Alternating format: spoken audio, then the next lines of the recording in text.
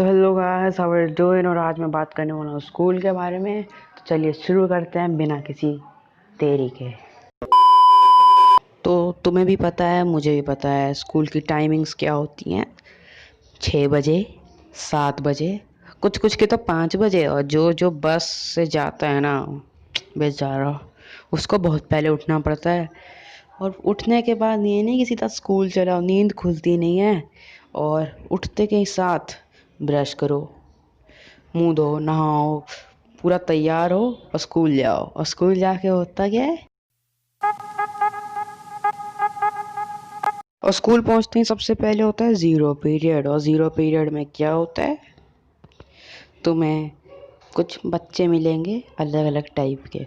कुछ बच्चे तो एक दूसरे की हाथों की नसें दबाते हैं, कुछ बच्चे पेन फाइट खेलते हैं, और कुछ बच्चे तो फ्यूचर ही बता देते हैं। अभिनव, हाँ बोल। मैं तेरा फ्यूचर बताऊं? फ्यूचर? फ्यूचर कैसे बताओगे तुम? मेरे पास ये पेपर है, मैं इससे 1 2 बोलूंगा और जब भी तुम्हें बोलना होगा कि रुको तो तुम स्टॉप बोलना, ओके? हाँ तो ठीक है, फिर स्टार्ट करो। तो पहला सवाल है कि तुम्हारा घर क्या होगा? हाँ तो शुरू करो। 1 2 1 2। स्टॉप। अरे बताना क्या हुआ। तू गटर में रहेगा। और अगर तुम भी उनमें से हो जो ये सब करते हैं, वाह। मैं पहले ही बोल रहा हूँ ये सब मत करो, ठीक है? कोई किसी दिन पिट विट जाओगे किसी बच्चे से, ये सब मत करो। तो ज़ीरो पीरियड के बाद होती है असेंबली। उसमें पहले 1 घंटे तक तो सावधान विश्राम कराते हैं, और उसके बाद हमें सीधा खड़ा होना पड़ता है 1 आर्म डिस्टेंस के साथ।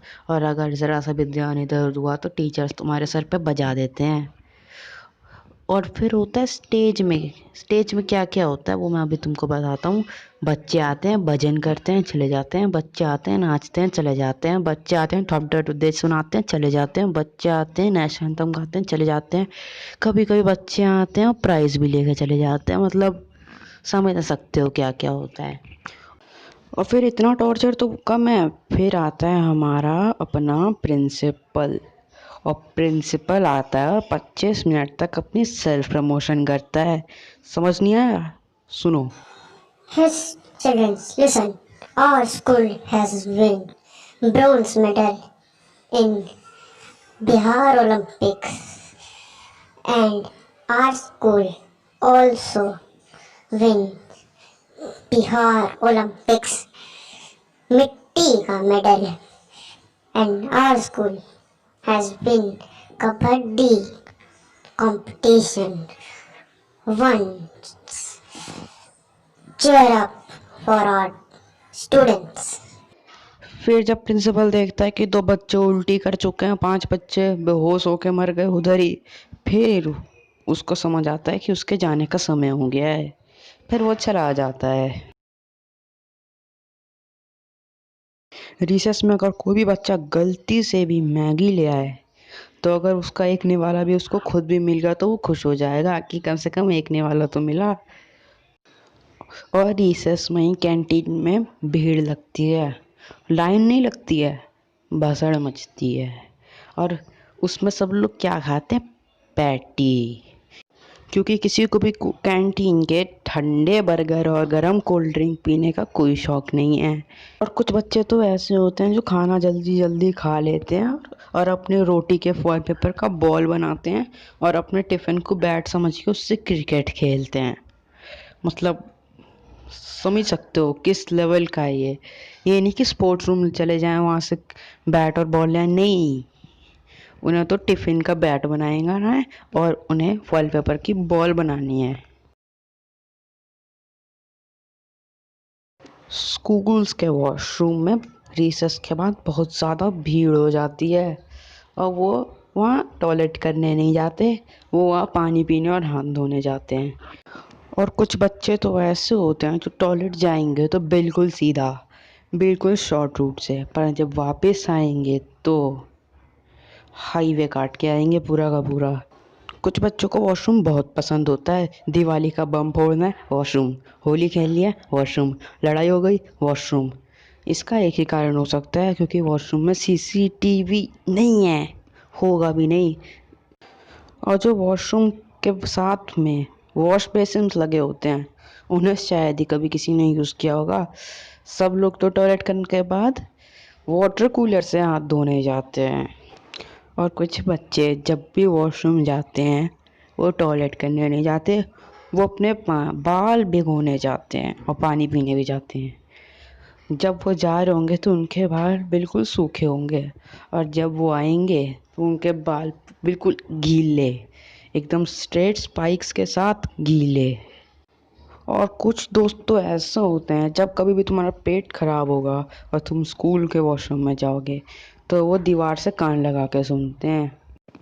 और कुछ टीचर्स तो ऐसे होते हैं, अगर रिसेस के पहले तुमने उनसे पूछ लिया वॉशरूम का, वो बोलेंगे रिसेस के बाद जाना। और रिसेस में अगर तुम नहीं गए तो वो बोलेंगे कि फिर जो छुट्टी होने वाली है अब घर जाके करना। तो तुम्हारे लिए यही अच्छा होगा कि तुम रिसेस में चले जाओ। अब मैं बात करने वाला हूँ स्कूल के व्हाट्सएप ग्रुप की। अभी तो कोरोना वायरस चल रहा है, तो कोई स्कूल खुला नहीं है, तो व्हाट्सएप ग्रुप्स तो हर क्लास के बने ही हुए हैं। मैं उन क्लास के ग्रुप्स की बात नहीं कर रहा, उन दोस्तों के ग्रुप्स की बात कर रहा हूँ जो 2-4 दोस्त मिल के बना देते हैं, और फिर उसमें कुछ होता नहीं है, फालतू का टाइम पास होता है उसमें सिर्फ। और उसमें कभी भी वो बात नहीं होगी जिसके लिए वो ग्रुप बना है। उसमें सिर्फ होमवर्क और क्लास वर्क मांगा जाता है, और ग्रुप के नाम तो ऐसे होंगे भाई साहब, PUBG pros, ranger boys, Marvel super heroes. अरे भत। तो अब बात करते हैं स्पोर्ट्स पीरियड की। तो स्पोर्ट्स पीरियड कौन लेता है? तुम्हारा अपना पीटी टीचर। और वो करवाता क्या है? वो कुछ नहीं करता, बस हम बच्चों से ग्राउंड के चक्कर लगाता है सीटी बजा के। और उनकी इंग्लिश तो पहले ही फिल इन द ब्लैंक्स की गेम है। फिर जब भी स्पोर्ट्स पीरियड होता है तो वो पीटी टीचर क्लासरूम के अंदर आता है और बोलता है, क्राउड बिल्ड लाइन फास्ट। और बच्चों का क्या है, वो दौड़ते हुए चले जाते हैं कि खेलने को मिलेगा, पर वहाँ खेलने को नहीं मिलता। वो सर सिर्फ सीटी बजाता रहता है और आधा पीरियड तो भगाता रहता है।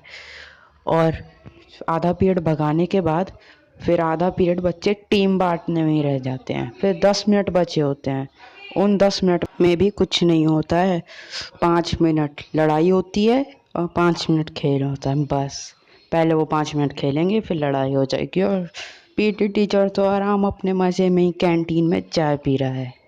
अगर जब भी तुम्हें चोट लगे ना, ये टीचर्स कुछ नहीं करते, नॉर्मल रहते हैं। और जब भी किसी लड़की को चोट लगे तो उसे ज़्यादा वैल्यू देते हैं। सर पैर टूट गया सर। राउंड के 10 चक्कर। सर, मेरे पैर का एक नाखून टूट गया है। अरे एम्बुलेंस बुलाओ कोई।